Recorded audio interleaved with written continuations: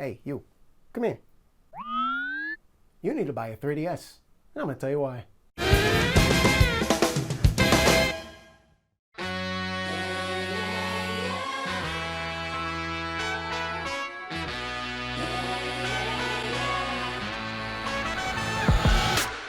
The Nintendo 3DS is a powerhouse system, and having one now is cooler than ever. Yeah, I know what cool is. Get over it. Even after the death of the eShop, the 3DS has managed to build a community that has only made it stronger and stronger since its release, and I'm going to tell you why now is probably the best time to have a 3DS. But first, just a little bit of personal history. Picture this, it's the 2010s. I'd taken a trip to San Francisco to visit some family, but I knew down at the pier there was a booth that was going to be showing off the Nintendo 3DS. Nintendo was setting up these booths around this time across different places in the US, where we could get our first look at the system and give it a try, build a Mii, play a few samples of a few games, and experience the 3D for the very first time. And it was the most important thing to me on that trip.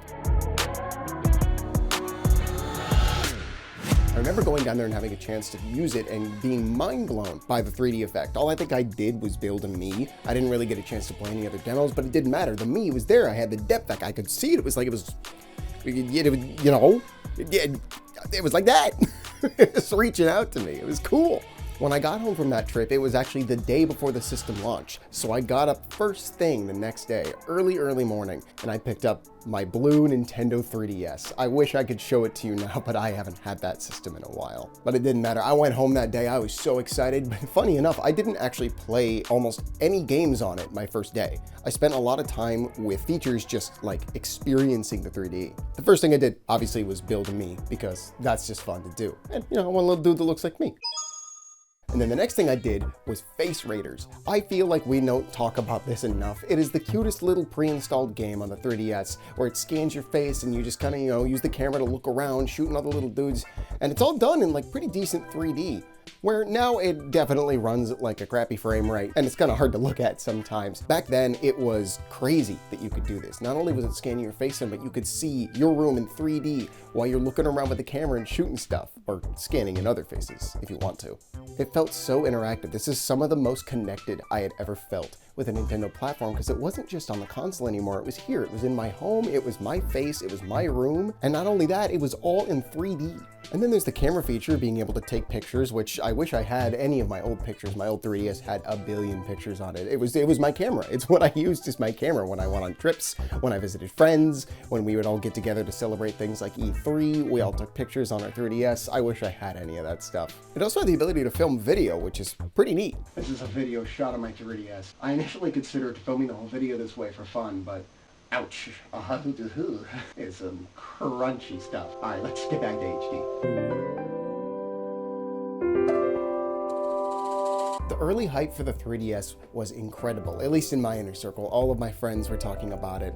We were just like counting down the days to when we could get our new Nintendo handheld. Oh, and man, Street Pass, when Street Pass was at its peak, it was so much fun. You would just toss your 3DS in your bag, walk around town, and see how many friends you would have accidentally met along the way. And the Mii Plaza, being able to you go over to your friend's place and you'd all bring your systems, and then they'd pop up on your 3DS in your plaza, and you'd be like, oh, there they were. Now that's a little bit harder to do, because people don't tend to carry their 3DS with them anymore. But that should change. People should start carrying their 3DS again, and I mean that as a threat. You should carry it. I'm coming to my plaza. And then there was Miiverse. Oh, Miiverse. I loved it on the Wii U. I loved it on the 3DS. That little Nintendo social media. And back in my Wii U video, I was lamenting over the fact that I wasn't able to use it anymore. That has changed, and that's thanks to the program called Pretendo. I'm still working on getting everything set up with my Pretendo account on my 3DS, so I haven't quite completely figured it out, but Pretendo is a group of developers that have been building their own personal 3DS network, so we can come back, bring back Miiverse, bring back some of those experiences, and bring back online gameplay to games that no longer have them for the Wii U and the 3DS. And especially since Nintendo shut everything down, they have been ramping up. So please visit their page, make a Pretendo account, let's get the Miiverse up and running again.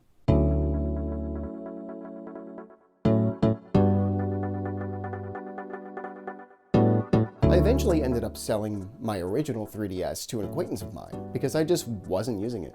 Fast forward to 2020, due to events going on, we were stuck inside. And at this time, I was really getting back into collecting and spending time with my older consoles and handhelds. And it inspired me to buy myself and my wife a 3DS. I ended up getting an insane deal on 2 handhelds for about $250, which is a pretty good deal considering what most systems go for individually right now. My wife got the 2016 Black Friday Mario console. It was a version of the new Nintendo 3DS that was released as an exclusive system for Black Friday back in 2016 for about $99. It's an all-black system that comes with a really nice cover art for its swappable plate. Which, cool thing, the swappable plate thing, I feel like we don't give that enough credit. The ability to take these off and customize it with different plates was a really great way to make it so you could customize your system just to your liking, although I don't own any other plates. I ended up getting this red new Nintendo 3DS XL. This is my personal console, and you know, I appreciate the XL line because I got big hands. I also decorated it with this Mario 64 sticker. Gotta customize your systems. May not have swappable faceplates, but at least I can put a sticker on it. So it's a lot more comfortable for me than the smaller system. And yes, let's address the new titling. Nintendo had the 3DS, and then the 3DS XL, and then the 2DS, but then they did the new Nintendo 3DS, which was like slightly more powerful. These versions came with this bonus little C-stick nipple thing that could be used for some games. It had a little bit more power to play some stronger games, a few exclusives, not many, but it did have some. It was the only version where you could purchase and play Super Nintendo games, which seems weird to me. I feel like the original should have been able to run those fine, but we won't get on the virtual console stuff just yet. And it also involved motion tracking for the 3D. So when you were looking at your system, it would track your eyes if you tilted the system and stop it from glitching out or having some sort of visual issue. The original, you kind of had to have it head on to make it work. Almost forgot it also had the ZL and ZR triggers, which only some games used, but the fact that they added those little extra buttons shows that they wanted to make a better 3DS. So it was a neat upgrade to kind of flesh out and clean up what the 3DS already had working so well. So if you do decide to get a 3DS, I encourage you to get a version that is the new Nintendo 3DS. They make it in the standard size, they make it in XL, and they also have a 2DS XL, or a new 2DS XL. Wow, Nintendo doesn't know how to name their products sometimes. Speaking of ergonomics and buttons and stuff like that, shout out to the slide pad. Up until this point, all of Nintendo's handheld had had their traditional classic D-pad, which hey, nothing wrong with that. Nintendo knows how to make a dang fine D-pad. But with more 3D motion and games coming in, going to the slide pad was such a creative way to add something akin to a joystick to the system without having something sticking out. I think it was a really smart innovation on Nintendo's part because it feels pretty good for the games that it works with. Obviously, it doesn't quite have the full feeling of joystick movement, but for a handheld device, to have that much control and be able to move things a little more specifically instead of using the 8 directions of a D-pad felt like a huge step forward. Heck, Nintendo liked them so much that they showed up on the prototype for the Wii U gamepad. Whether they meant to use these or not is still in question, but there is a chance that at some point the Wii U was going to just have slide pads, which I would not have wanted. I believe that home consoles should have joysticks. They should have, you know, a full range of movement. But I think it's interesting that they like the slide pad so much on the 3DS that they at least considered it for the Wii U. Is that something you would have wanted? Probably not, but it's a cool idea.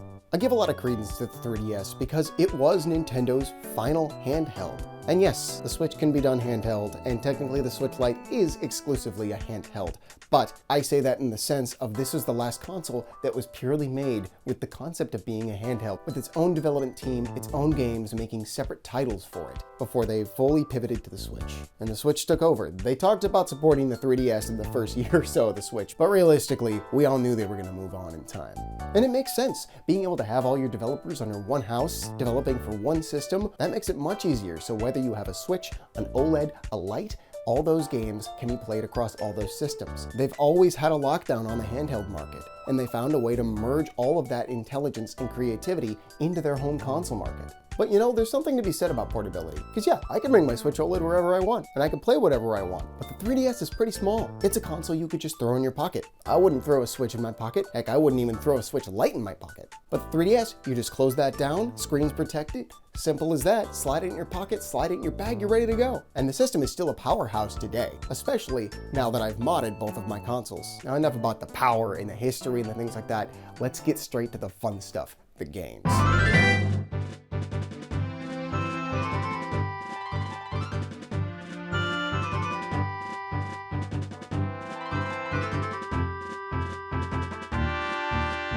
So the easiest place to start is with Zelda Games, because the 3DS has such a good run of Zelda titles, starting with Ocarina of Time 3D. This is, in my opinion, one of the best ways to experience this game. It looks beautiful. The way that the visuals have been updated, it's how I saw that game as a kid. When I played it on the N64 for the first time, this is what it looked like to me. And the second screen is put to really good use. A permanent spot for the dungeon map to help you keep track of things, having the extra slots for even more items, then you can check the song list while playing the ocarina, helpful little stuff like that. Not to mention that the iron boots being equipable as an item, so that way you don't have to keep going back and forth to the pause menu when you're in the water temple. While the base game itself is basically unchanged, all of the adjustments made in the 3DS version are these great quality of life updates. An incredible way to experience one of the greatest games ever made. Not to mention that its direct sequel, Majora's Mask, also made its way onto the console. I know this one's a little bit more of a touchy subject because there were some changes that were made that some people didn't seem to like. To be fair, I'm not as familiar with Majora's Mask as I am with Ocarina of Time. But if you don't have an N64 and you want to play Majora's Mask and you got a 3DS, bada bing, there's a way to do it. All right, well, we can't just focus on remakes. The 3DS has got its own original Zelda game, A Link Between Worlds. It's made as a sort of sequel to Link to the Past, and I wanted to talk more about how it uses the 3D, you can rent dungeon items, Link's ability to like go two-dimensional, but as I'm working on this script, I realize I barely remember anything about this game. I played it when it came out, and I remember really liking it, but I can't recall most of it. I wanted to take a chance in this video to give it its proper praise because I do think that this is a good game. I remember really liking it, and I remember recommending it to people when it came out, but it is almost blank from my mind, which means I'm probably overdue for a replay. Another Zelda game that's on there is Hyrule Warriors, which is an insane port. They managed to take an entire Wii U game, a really good one too, and not only cram the whole thing onto a 3DS, but add extra features and characters and bonuses. And sure, it can chug when it plays sometimes, but this is all of Hyrule Warriors on the 3DS on the go, which is so cool. Interestingly enough, multiple other console games made their way onto the 3DS over its lifetime, including Super Mario Maker. Granted, this one's not quite as expansive as its Wii U counterpart, but being able to build levels inside of the 3DS, upload them, play them, and just have the Mario Maker experience, it's all there. It feels a little bit weaker and it runs a little bit weird, but having it on the 3DS is really cool.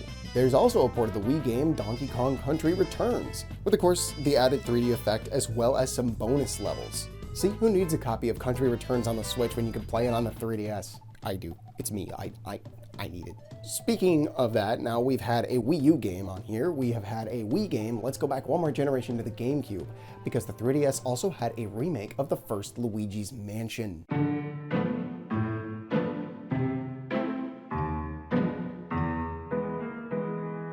To be fair, that's also because they had built the original game Luigi's Mansion 2, or as we got it in the States, Luigi's Mansion Dark Moon, for the 3DS, which also just got a Switch port. That aside, being able to have not only a brand new Luigi's Mansion game, as well as the original on the 3DS, they added a multiplayer feature with Luigi to the first one. Super fun being able to replay the classic Luigi's Mansion with a friend. While I do feel like a little bit of the ambiance of the original has been lost to the 3DS port, having a handheld version of this game is amazing. Now again, since we got a Switch port of Luigi's Mansion 2 to the Switch and Luigi's Mansion 3 was made for the Switch, where is my version of Luigi's Mansion 1, huh? You could put Pikmin on there, you put Thousand Year Door on there. Where's my mansion, Nintendo? Where's my mansion? The final port that I want to talk about is Minecraft. Yes, they did make a version of Minecraft for the 3DS. It is exclusive to the new 3DS because it needed that extra processing power, not that it uses it well. So can you play Minecraft on your 3DS? Technically, yes, but you can only connect with other players playing the 3DS version, and it's just not great. It stutters, it hiccups, and it feels weird, but again, this goes under the novelty category. I wonder if you can hear my cat snoring during this. Part of the reason that Minecraft was exclusive to the new 3DS outside of just the processing power was the use of that second analog stick, the C nub. I don't know what, we're gonna call it the nibble. And thanks to this nibble, a few first-person shooters managed to come out for the system, which is insane, the idea of being able to play something like an FPS on a 3DS. The first one is Metroid Prime Federation Force, and I get it. Hey, wait. I get it. This was the one. Everybody dunked this game. There was no Metroid, and we were so upset when it got announced, and everybody threw it out the window. This game's kind of fun. Now, I've only played a little bit of it myself and a little bit with a couple of friends. With friends, it's pretty dang fun. You just run around, do small missions. It's a pretty harmless game. I wouldn't say it's great by any means, but especially with being able to update the controls to work with the nipple, being able to aim and shoot and strafe, it is essentially a micro Metroid Prime on your 3DS. The missions are very clearly built to be done with more than one player, so it gets a little bit tough in a single player experience, but if somehow, with a few sacrifices and maybe a few threats, you can get a few friends together to play this game with you, it's pretty fun. And before we move forward with the FPS stuff, since we're talking about Metroid, gotta shout out Samus Returns. Mercury Steam came in and built an incredible 2D Metroid experience, taking the original Game Boy game and bringing it to modern standards. This is many of the people who would go on to make Metroid Dread, which at this point, I might consider the best game in the Metroid franchise. That game is astounding. Again, okay, while we're at it, again, just begging, just a little. Can we get Samus Returns on the Switch? Please? Maybe? I'd take a port. Please? Moving on, I want to talk about a game that many of you probably have never played or even seen on the 3DS, which is Moon Chronicles. It is a little FPS sci-fi shooter where you're this recovery team that lands on the moon, finds all these creatures have taken over the base, and I mean, it's just a little first-person shooter. It almost feels like I'm playing Halo on this thing. It's not great, but the fact that it is a fully structured FPS campaign made by a small-time dev. Apparently, it's an upgraded version of a DS game, which I have not looked at the DS version of this game, because if it looks like this on the 3DS, I am terrified of what it looks like on the DS. But I say, check it out if you want to have a little shooter on your system. You know, it's not like we could put Halo on this thing.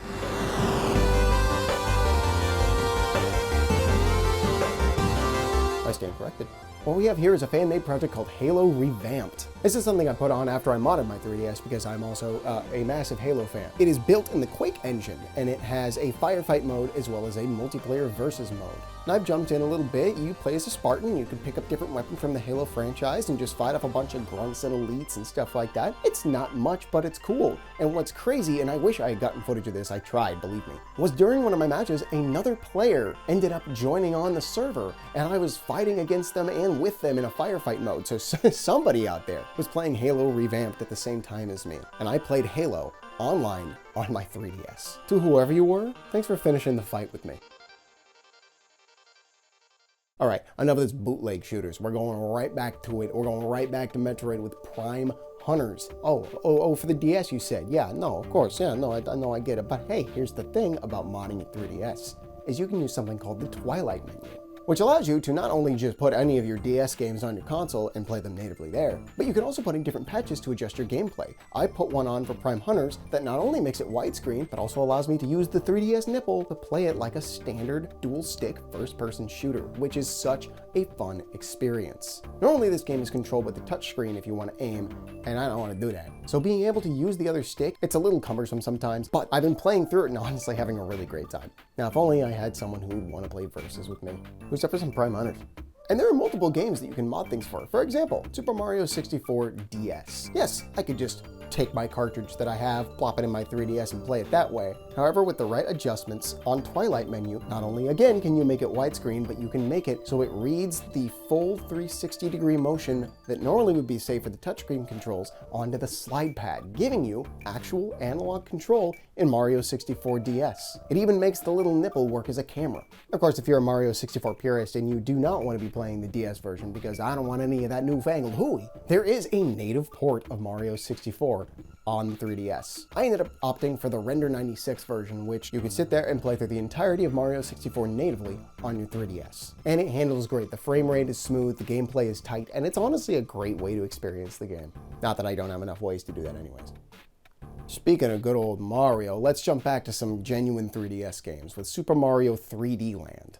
Absolute banger of a title. One of the best. I put this up there with Ocarina of Time of a must-have title for the 3DS. They took the perfect blend of the short burst 2D Mario experience of getting to the end of the level and gave it that 3D treatment so you're still running around and platforming like it was Mario 64 or Sunshine or Galaxy, but with the linear adventure of a classic Mario game. It handles great. It has a bunch of really creative ideas that use the 3D to its fullest, including some puzzle rooms where everything will look one way, but as soon as you turn on the 3D 3D effect, you'll see the different depth of the scene and have to solve the puzzle using that. So simple, but so Nintendo. It also has this one level that is just a Zelda dungeon, which is awesome. Speaking of some character crossovers, we can't ignore Smash Brothers for this system. They made an entire Smash Brothers game for the 3DS, and it's not just a watered-down port of a Wii U version. No, it is its own native, creative version. It also includes a mode that I think is criminal that hasn't come back, which is the Smash Run mode, which is essentially like Kirby Air Ride's City Trial,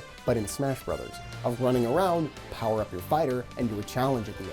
I love this mode. It is probably where I spent most of my time on the 3DS version. The Wii U version was for playing with friends. For the 3DS version, nah, it was all about Smash Run, leveling up my characters so I could import them to the Wii U, which you could do, which was super cool. And if you want to go nuts with it, one of the coolest features about this game is you could use your 3DS as a controller to play Smash Brothers on the Wii U. It is the only game that lets you do this. But the fact that if you were like, oh man, we all want to play Smash Brothers, but we're down a controller and someone could just whip out their 3DS and use it natively on the Wii U, that's about as Nintendo as you can get. Crazy that they didn't implement this for other things. And it handles pretty decently. Playing Smash on a 3DS already feels weird, so using it as a controller on a Wii U, who knows how many people actually use that feature. I know I did, just for the sake of novelty, but you can do it. That's something I really admire about the 3DS, is Nintendo looked at all the possibilities and wild ideas and features that they could bring to the system and tried to use it to the fullest. It's just a shame they never had a Virtual Boy. And of course, that's where modding comes in again, because a program recently released for the 3DS is Red Viper. If you have a modded 3DS, you can put it on there as long as any Virtual Boy games you want to play them in proper 3D on the 3DS. The fact that Nintendo never went for this is crazy to me, and especially now that I've experienced it. I played through some Mario Clash and I beat the entirety of Virtual Boy Wario Land on there, but now it feels weird to say that this is the definitive way to experience Virtual Boy games. And while the Virtual Console might be actually gone now, that doesn't mean you can't play a lot of the classics on here. There are multiple different retro emulators that you could put on this console to play things like Game Boy Color, GBA, Super Nintendo, so that way games that weren't officially released on Virtual Console can still be playable on your system, with all the beauty of save states and the like, if you so wish.